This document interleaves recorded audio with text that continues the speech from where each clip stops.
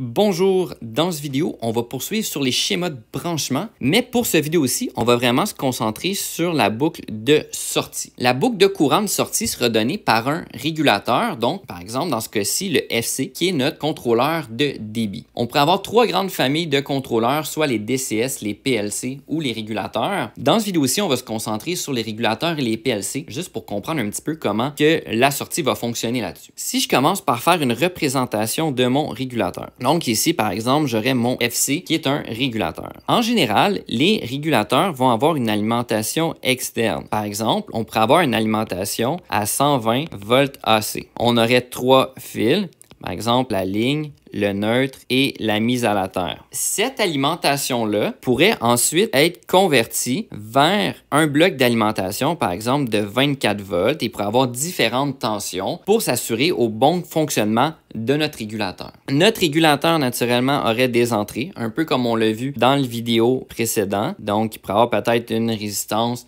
de 250 ohms qui nous permettrait de convertir le courant en tension. Puis bon, on pourrait avoir plus qu'une entrée. On pourrait avoir I1, I2, puis on pourrait en avoir plusieurs. Outils, on pourrait retrouver des sorties analogiques. Donc, la façon que la sortie analogique va fonctionner. Dans le régulateur, lui, on va avoir une entrée qui va rentrer à l'intérieur. Donc, par exemple, un signal qui pourrait être, par exemple, 8 mA. Le 8 mA, qui est un signal analogique, doit être converti en signal numérique. Donc, ce signal numérique-là, ça serait des 0 et des 1. Donc, c'est comme ça que le régulateur va fonctionner, étant donné qu'on est dans des régulateurs numériques, là. Ensuite, qu'est-ce qu'il va faire? Bon, mais le courant, par exemple, de 8 mA, qui correspond à environ 25 %, mais là, on va vouloir voir c'est quoi notre consigne, donc le set point. Si, par exemple, on a un set point de 30 %. Mais là, on va savoir que notre valeur est trop basse. Donc, il va falloir augmenter la valeur de la sortie pour pouvoir corriger l'erreur. Donc là, ce qu'on va avoir, c'est que notre régulateur va nous donner un signal numérique qu'on va vouloir convertir en signal analogique, qui dans notre cas va être un signal de 4 à 20 mA.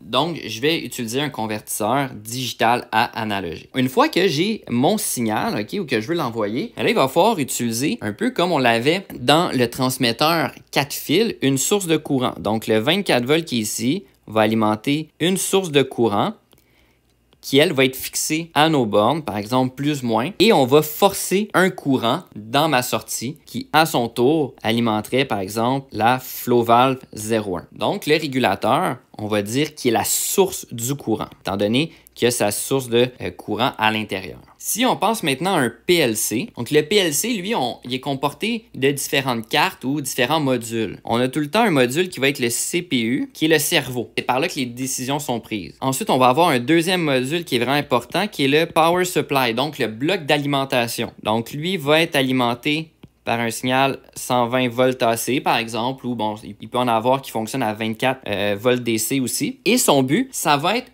d'utiliser le 120 volts et de fournir une alimentation adéquate pour chacune de mes cartes. On pourrait prendre, par exemple, un signal 24 volts, donc je vais avoir un plus et je vais avoir une borne moins. Donc là, ensuite, chacun des modules pourrait venir prendre son alimentation par rapport à ce que lui donne, par exemple, sur un bus de transfert. Il y a donc des liaisons qui seront à l'interne du module. Si j'ajoute maintenant ma carte analogique, OK, donc ici, puis je vais dire que c'est une carte analogue output, donc une sortie analogique. Je pourrais avoir aussi une carte analogique d'entrée qui serait à côté, un petit peu comme on l'a vu dans le vidéo précédent. La carte va venir prendre son alimentation 24 volts qui est fournie par le bloc d'alimentation. Cette alimentation-là va aller à une source de courant et elle va donner un signal à des bornes externes, par exemple la sortie 1, le signal 4 à 20 mA qui sera calculé un petit peu comme pour le régulateur. Donc, j'ai une entrée qui est convertie en signal